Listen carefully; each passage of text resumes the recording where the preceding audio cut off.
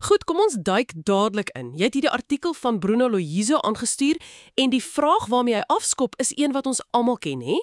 Hoe is dit moontlik dat twee mense wat mekaar regtig liefhet, mekaar steeds so maklik kan seermaak? Ja, en dis 'n briljante beginpunt. Want die artikel sê die huwelik is nie iets wat van self net werk nie. Dis doelbewuste daaglikse werk. Dit lê ons gebrokenheid bloot. Die antwoord sê hy lê in een baie moeilike eienskap: nederigheid.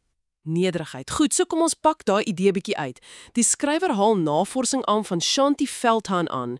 En sy sê gelukkige paartjies het een ding in gemeen: hulle glo 'n maat is vir hulle, nie teen hulle nie. Dis die kern. Hulle gee mekaar die voordeel van die twyfel.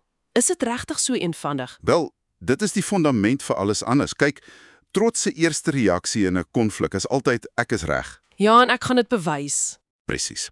Maar nederigheid verander die hele vraag. Dit vra nie wees reg nie, dit vra wat gebeur in ons? Hoe kom ons hierdeur as 'n span? So dit skuif die fokus. Heeltemal. Dit gaan van 'n geveg teen mekaar na 'n stryd vir mekaar. Dr. Louis Pretorius se aanhaling in die stuk is perfek hiervoor. Hy sê, jou lewensmaat is nie die vyand nie. Die vyand is die vyand. En daai vyand kan trots wees of misverstand of soos jy nou gesê het, net pure uitputting. Ja, uitputting. En dit bring my by die volgende punt wat my regtig laat dink het. Die artikel daag een van die oudste stukke huweliksraad uit. Jy weet, moenie die son oor jou woede laat sak nie.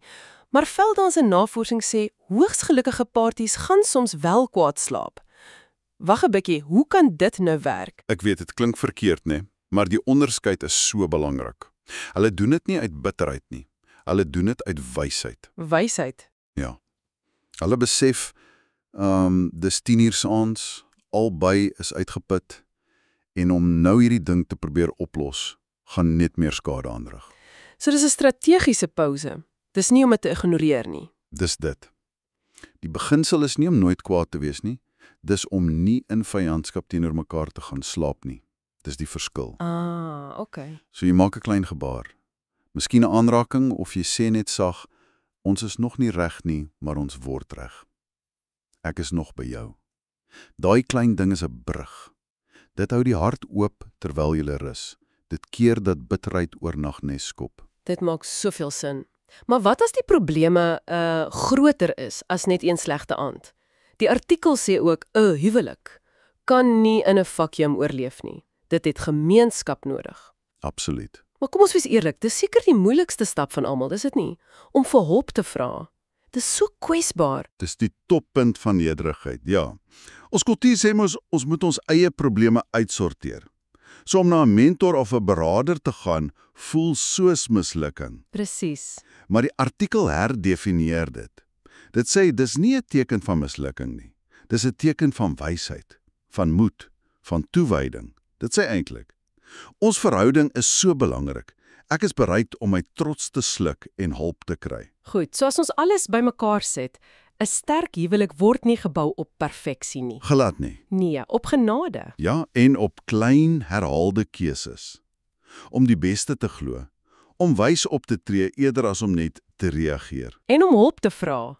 Daai persoonlike voorbeeld van die skrywer aan die einde is so kragtig. Toe hy vir sy vrou sê hy het 'n oomblik nodig. Ja, hy sê ek het 'n oomblik nodig om te dink, maar ons is okay. Daai paar sekondes van nederige kommunikasie het sekere uurse bakkeleiery gespaar. So die krag lê nie in die een groot gebaar nie. Nee, dit lê in die volgende klein nederige stap. En dit bring ons by die laaste vraag. Die vraag vir jou wat luister. As jy nou na jou eie verhouding kyk, watter een klein tree van nederigheid, of dit nou is om die beste te glo, wysheid bo reaksie te kies, of dalk om hulp te vra hierdie oomblik van jou?